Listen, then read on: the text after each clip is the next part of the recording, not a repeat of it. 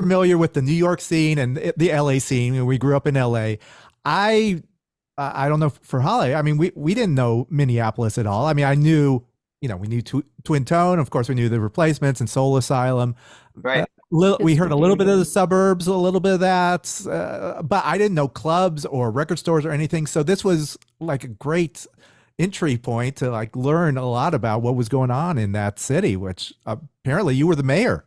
Well, it was, I mean, Minneapolis, St. Paul has always been a great arts community of all kinds, dance and fine art and modern art and theater. I grew up working in a place called the Guthrie Theater, which had an immense impact on me as a kid before I ever started really working there. But so, I mean, the architecture of the building alone was stunning. And so yeah, anyway, Minneapolis has been a great arts town, and music has always been just a big deal. And I think that, when I really started traveling, I learned to appreciate Minneapolis more because I feel like Minneapolis really embraced arts of all kinds. And there wasn't really like, I came up and, started working in a record store a few years prior to the punk rock boom, but it really became very myopic there for a while. With I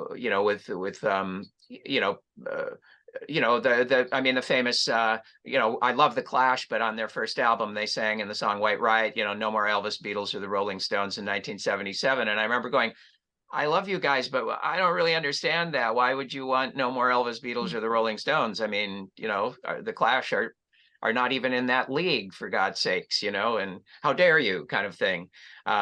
So to me, Minneapolis really embraced it all, and that's what our record store did. We loved all kinds of music. I mean, people complained about disco. We loved lots of disco music. I have tons of disco records, probably more 45s than LPs, I'll admit, but we love all kinds of music: classical, jazz, blues, folk, whatever. I mean, music is magic. I think there's something magic about it, and the indefinable attraction that so many of us have to it is part of what keeps you interested, right?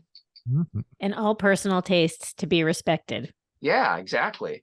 Okay, but that said, you managed the band who I don't think, well, the Beatles. Okay, so they were a couple of the Replacements were not big Beatles fans, were they? Well, Or no, I think they all were, but I think that especially Westerberg was the one who was very vocal about, like, hey, they're just a rock band, Peter. They aren't like, gods or whatever. And I was like, well, I don't agree with that. I think they are gods, but I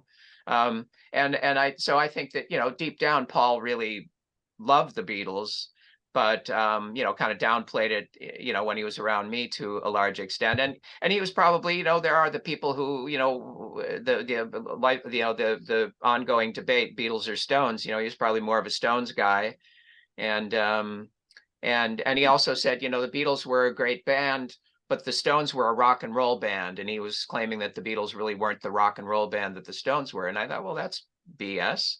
I mean, I don't know if you guys read the Tune In book, the Mark Lewison big book, but I thought one of the great factoids that you learned in there was when he's wrapping up the 1962, December of 62, he's kind of giving everybody the lay of the land. And he says at that time, the Rolling Stones had just brought Bill Wyman into the band, solidifying the first classic lineup of the Stones. And they figure at that time, in December of 62, the Stones had done about 30 gigs. At that same time, the Beatles had done 973 or something. It's like, come on. I mean, it's they were the best rock and roll band. I mean, they were the most well-oiled rock and roll band probably in the world at that time.